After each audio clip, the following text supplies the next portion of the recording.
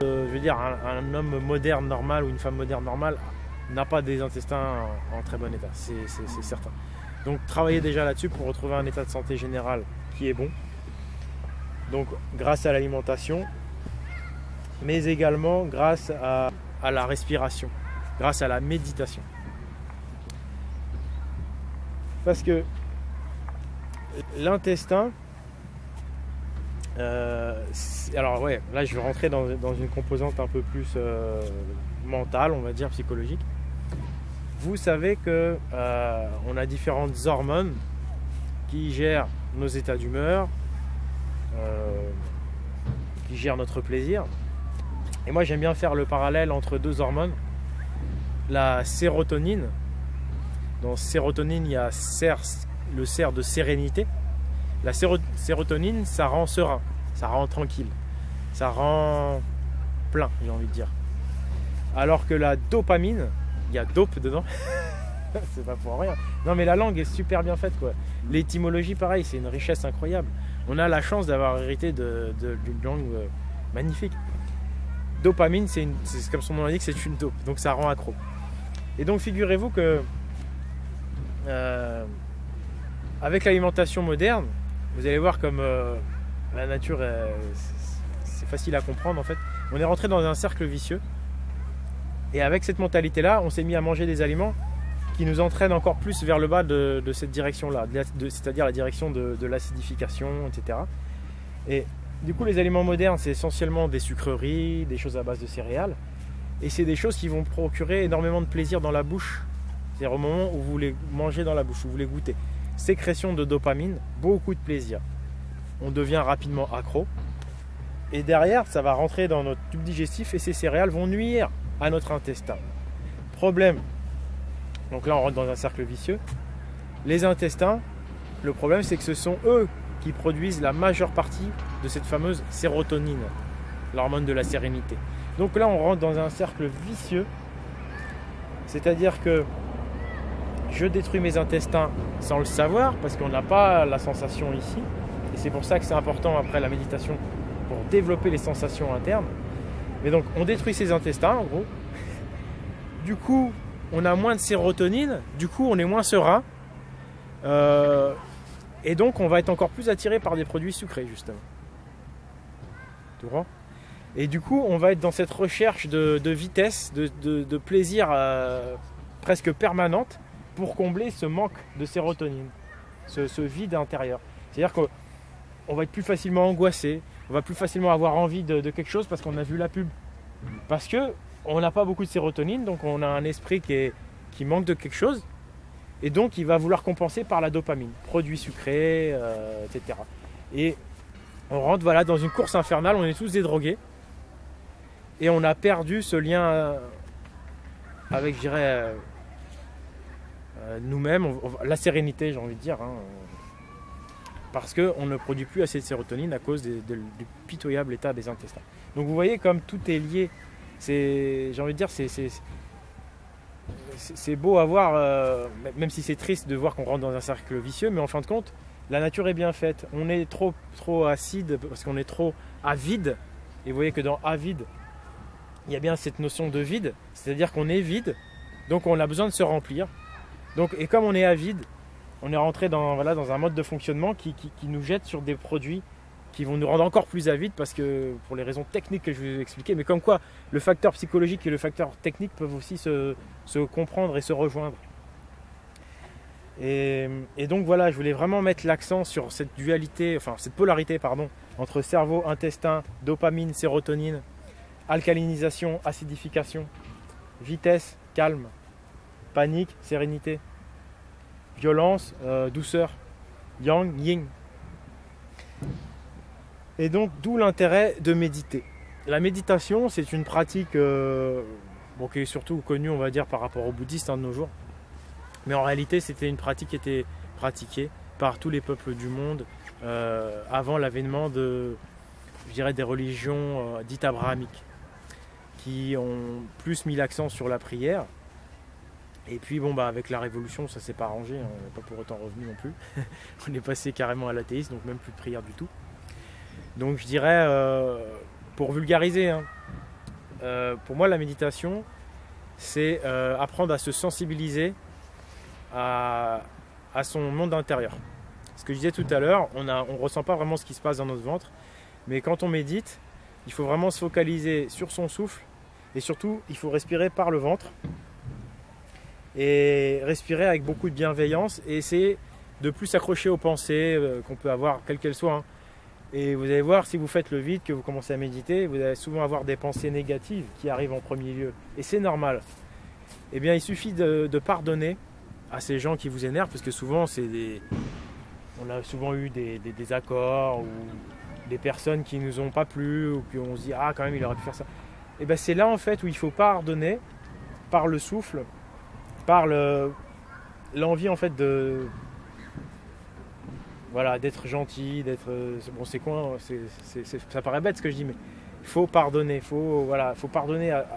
Et donc, ça va permettre de vider ton subconscient de toutes ces pensées négatives et ensuite de te concentrer vraiment sur toi-même, sur ton intérieur et vouloir vraiment te faire du bien. Vouloir respirer profondément avec le bas-ventre, respirer vraiment, bien se concentrer sur la sensation de l'air et rien que là, être reconnaissant par rapport à l'univers qui t'a donné cet air qui te permet de respirer. Et si tu fais cette pratique régulièrement, tu vas développer ta sensibilité intérieure, c'est-à-dire que tu vas vraiment commencer à mieux sentir ce qui se passe dans ton ventre et donc tu vas être plus sensible à ce que tu as mangé ou pas mangé. Tu vas te dire « Ah tiens, là je ressens que mon intestin n'aime pas trop ce que je lui ai donné » ou au contraire mon intestin là il est bien, il est peinard. Et tu vas ensuite sentir que plus effectivement tu vas rentrer dans cette démarche vertueuse où tu vas bien manger, tu vas faire du bien à ton intestin, plus tu vas avoir de la sérotonine, plus tu vas être serein, plus tu vas pouvoir méditer longtemps, plus tu vas avoir un esprit hyper clair. Et moi, ce que vraiment j'adore dans la méditation, c'est qu'après une séance, tu as l'esprit super clair. Le cerveau fonctionne à bloc, mais avec clarté. C'est-à-dire que les idées s'enchaînent, tu deviens créatif, tu es encore plus dans le moment. Parce que contrairement à ce qu'on pourrait croire, pendant que tu médites, tu te calmes, tu te ralentis. Mais une fois que tu sors de ta méditation, tu as un énorme gain d'énergie mentale. Tu deviens beaucoup plus performant mentalement. Parce que tu as enfin mis ton mental au repos. Alors effectivement, ça se fait aussi pendant le sommeil.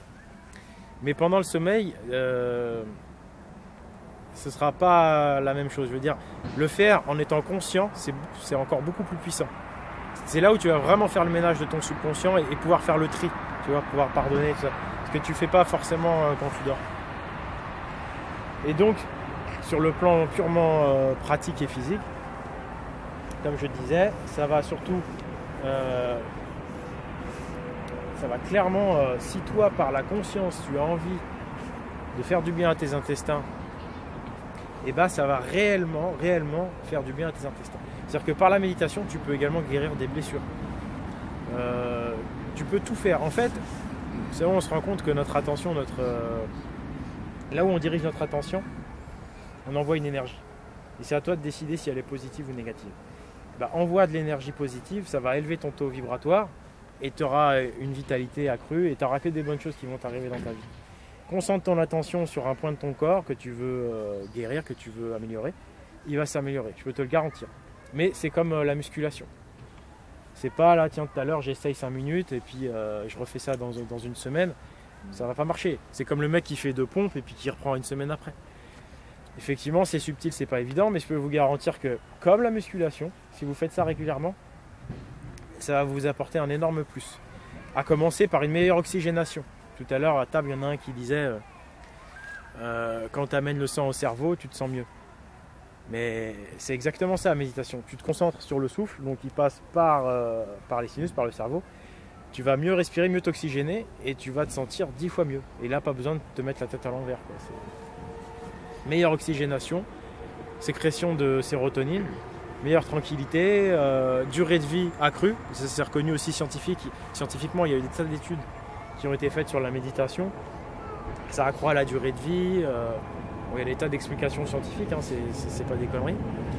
C'est vraiment, moi je pense que c'est énorme. C'est juste énorme et il y a très peu de promotion qui est faite par rapport à ça parce que justement, quand tu commences à méditer, tu gagnes un contrôle sur toi-même incroyable. C'est-à-dire que tu n'en as plus rien à foutre des publicités, ça te fait même plus rien. Tu es même capable de plus retourner ton regard sur des choses racoleuses. Moi, je médite.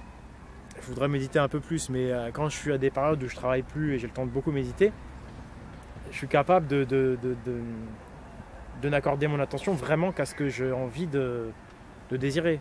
C'est-à-dire que mon regard, il est fixé sur ce que je veux. Et il y a une gonzesse qui passe avec la mini-jupe, je ne vais pas la regarder, quoi. Ça ne veut pas dire que j'ai pas vu qu'elle est là. Je sens qu'elle est là, mais ça ne m'intéresse pas. Voilà. Parce que je veux focaliser. Mon énergie, c'est mon attention, ma vie, c'est mon attention.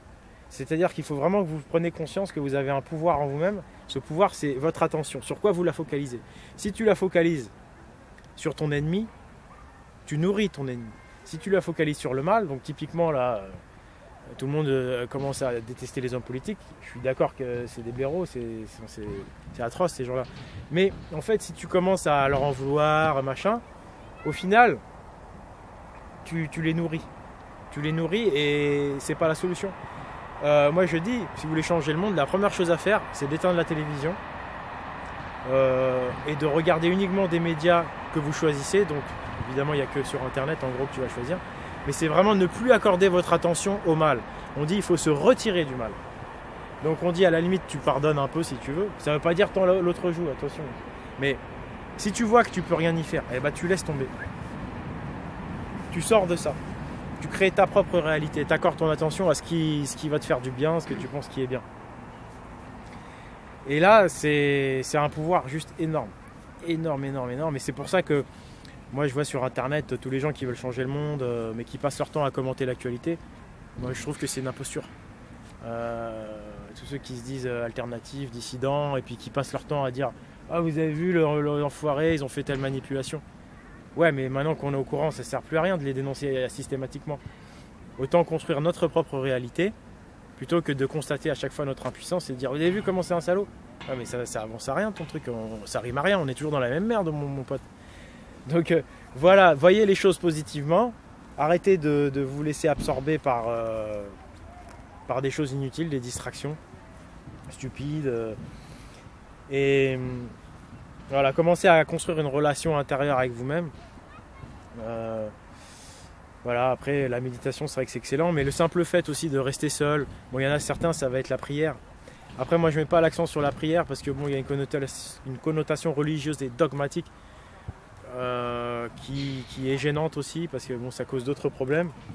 J'ai envie de dire la prière ça peut être bien, mais la méditation c'est complètement différent parce que dans la méditation c'est toi qui es maître, c'est toi qui décides sur quoi tu orientes tes pensées et c'est pas un autre maître qui te dit à quoi penser, quoi. Donc moi je mets beaucoup plus l'accent voilà, sur soit la méditation, soit voilà, des pratiques rien que le tai chi, des choses comme ça, voilà. Tu vois, des mouvements lents. Là, on n'est même pas dans la méditation. Hein. Le yoga, les trucs comme ça, c'est pareil. Ça va développer le côté yin, ça va améliorer ta respiration, augmenter ton calme. Rien que ces trucs-là également, parce que c'est vrai que la méditation pure et dure, c'est pas facile pour tout le monde. Mais ce genre de philosophie, un peu à la asiatique, à art martial, etc., c'est vraiment super. Ça apporte des grands gains. Alors, est-ce que vous avez des questions donc sur cette partie-là? Quand tu parles de méditation. Parle un peu plus fort. Quand tu parles de méditation, qu'est-ce que tu fais pour méditer en fait? Alors la méditation en fait, moi ce que je dis toujours, hein, c'est ce que dit Thierry Casanova, il faut arrêter de se fier toujours à des spécialistes qui vont te vendre un produit, qui vont compliquer la chose pour que tu sois dépendant d'eux. La méditation c'est tout con, il y a juste le principe à connaître, c'est le souffle. C'est se concentrer sur son souffle, c'est-à-dire respirer comme si le fait de respirer c'était tailler une œuvre d'art. C'est-à-dire se concentrer à fond sur ta respiration. Tu verras que c'est très difficile et tu verras que tu auras toujours des pensées parasites qui vont venir. C'est des pensées qui viennent de ton subconscient. Et ces pensées-là, ne pas s'y accrocher, ne pas les refouler, les accepter, mais sans les juger. Et quand tu as des pensées négatives, eh ben, avoir de la compassion, avoir beaucoup d'amour, tu vois, vraiment être bien, avoir envie de se mettre bien, de pardonner, voilà, tu vois, laisser aller les choses. et au bout d'un moment donné, ton esprit, le ménage va se faire, tu auras de moins en moins de pensées, tu auras de plus en plus de sérotonine, tu seras de mieux en mieux. Et après, tu vas pouvoir respirer de plus en plus profondément, et après, tu as carrément ton taux vibratoire qui change. Et c'est là où tu développes ton intuition, c'est-à-dire que tu vas avoir des idées de création, des idées des tas de choses qui vont venir. L'intuition, ça c'est pareil, c'est un truc qu'on ne parle jamais. Mais l'intuition, c'est fabuleux. Mais pour qu'elle se développe, il faut faire le vide. Donc la méditation, c'est le meilleur moyen d'avoir une grande intuition. Et voilà. La méditation, en gros, c'est pas compliqué. Tu te mets seul dans un endroit au calme, si possible dans la nature, parce que faut pas oublier que tout est fait d'ondes, et quand tu es en nature, c'est plus simple de méditer parce que les vibrations d'une forêt, de cet endroit-là qui est vert, vont te favoriser cet état. C'est un état de sérénité, de tranquillité, que c'est sûr que si tu es dans le métro, c'est plus compliqué. Mais tu peux y arriver. Moi, je sais qu'à un moment donné, tous les matins et tous les soirs dans le métro, je méditais. Même s'il y avait du bruit et tout. Parce que j'avais atteint un stade d'entraînement qui faisait que même avec du monde autour, j'arrivais à me créer ma bulle et à méditer. Et après, pour démarrer, faut se mettre dans un endroit calme et puis voilà, respirer. Et après, c'est à toi aussi après de faire ce que tu veux de ta vie. Tu vois, c'est vraiment dans l'idée, je suis maître de moi-même. Tu as le droit de te faire un peu des... Il y en a, ils vont comparer ça à l'hypnose. Après, si c'est toi qui as envie de te conditionner, par exemple, à te réconcilier avec une personne, au début, tu respires bien, tu fais le vide, et après, tu te dis, voilà, tu essayes d'aimer la personne avec qui tu t'es disputé, tu vois. Et là, ça va favoriser les fois où tu vas le voir, tu lui auras pardonné et les choses vont couler. Tu peux te conditionner à, par exemple, si tu n'as pas assez confiance en toi, en public, tu t'imagines toi en train de parler en public et bien. Et puis dès que tu as une angoisse qui arrive, tu pardonnes, tu vois. C'est vraiment quelque chose de positif, quoi. Et c'est un travail intérieur, c'est vraiment la logique du maître. Tu es maître de toi-même, tu vois. Il n'y a pas vraiment de règles en fait. Exactement, c'est pas des règles. En fait, c'est toi qui gère derrière. Exactement, c'est pas des règles, c'est des principes. La grande différence, c'est que les principes, c'est ouvert, tu vois. Ça donne des directions et après, c'est toi qui choisis. Alors que les règles, c'est une coercition, tu vois. C'est une contrainte. Je dis pas qu'il faut pas de règles, mais je dirais que dans la méditation, c'est comme ça qu'il faut la comprendre. C'est d'abord des principes. S'il y avait une règle, à la limite, tu te dirais, bon voilà, le souffle. Et si tu peux respirer sans penser à rien et à respirer vraiment profondément, tu vas sentir une sensation de bien-être, de l'énergie un peu partout en toi, des respirations tellement profondes. Et ça, si tu peux le tenir super longtemps, c'est encore mieux. Après, tu accèdes à des états de conscience que moi, je n'ai jamais atteint. Après, les légendes disent que tu accèdes à des états de conscience où tu vois des choses que tu vois jamais. Hein. Moi, j'en suis pas là, hein, mais ce que je veux dire, c'est que après, on va dire la vision guerrière de la méditation, le plan, on va dire, ludique et guerrier, c'est le challenge, c'est de respirer le plus longtemps possible avec application, avec compassion, sans avoir de pensée, quoi. Vipassana qui va dans ce sens-là. Ça, c'est le challenge, on va dire. Mais après, c'est normal d'avoir beaucoup de pensées, hein, et c'est sain de regarder ses pensées. Tu te dis, tiens, en ce moment, j'ai cette angoisse-là, je ne savais même pas. Je te jure, des fois, dans mon quotidien, je dis, je me sens pas hyper calme, je vais méditer. Ouais, mais j'ai pas envie, j'ai envie de... Allez, si, médite. Je médite, et là, je m'aperçois que j'ai une petite rancœur, un petit truc, que j'étais pas au courant, et c'est pour ça que j'étais pas bien, tu vois. Et que ça me rongeait intérieurement, je le savais pas. Et grâce à la méditation, je l'ai vu, ça. Et du coup, j'ai pu m'en séparer. Voilà, toujours la logique de s'extraire du mal, tu vois. D'autres questions sur l'alimentation aussi, hein, si vous voulez, pas obligé de la méditation. Non, je disais, pour méditer, tu fais ça plutôt assis ou debout? Moi, j'ai tendance à m'endormir. Le mieux, en fait, c'est de se mettre accroupi, assis sur les fesses. Quand tu respires bien, tu t'endors, quoi. Faut être assis. Non, mais faut être assis. Alors, tu peux être assis sur une chaise, ou alors comme tu vois les yogis là en tailleur, ou alors simplement comme ça, tu vois, assis sur les fesses avec les jambes comme ça, si tu veux pas te mettre en tailleur avec un dossier, ou assis sur une chaise, ça le fait aussi. Hein. Mais allongé, non, allongé, après ouais, tu vas dormir, c'est pas. Même assis, je m'assoupis. Après, tu peux très bien faire ça avant de faire ta sieste, hein. Si tu as envie de dormir en méditant, mais après tu vas te coucher, hein, c'est bien aussi. Comme je disais, le sommeil aussi propose ces états de. Enfin, il y a une analogie avec le sommeil, quoi. Tu rentres dans des taux vibratoires qui sont analogues au sommeil, sauf que là en méditation tu es conscient. Ce qui fait que tu peux orienter ta volonté et ça c'est un pouvoir, quoi. Grosso modo, la méditation, c'est arrêter la machine à penser en étant conscient. C'est un peu ça, ouais. C'est ça. C'est effectivement, c'est sortir du monde des pensées, du monde du subconscient et faire le ménage quoi, et mieux se connaître aussi, parce que c'est comme ça que tu arrives à te connaître en voyant vraiment ce qui se passe en toi. Des fois tu peux avoir des souvenirs d'enfance, de douleurs que tu te rappelles pas, mais qu'en fait tu te rends compte que ça a joué sur le fait que tu as telle ou telle personnalité. C'est pour ça que tu as des gens qui ont des graves problèmes psychologiques qui font des retraites, on va dire bouddhistes, hein, parce que c'est eux surtout maintenant qui font la méditation, et qui guérissent des graves problèmes psychologiques parce qu'ils ont réussi enfin à se séparer de grandes douleurs qui remontent à l'enfance ou des grands traumatismes. Ils arrivent enfin à les sortir du subconscient, à les sortir de l'âme, j'ai envie de dire. Enfin, ça n'a rien à voir, j'aurais pas dû dire ça, mais enfin à les sortir, tu vois, de toi pour enfin passer à autre chose, quoi.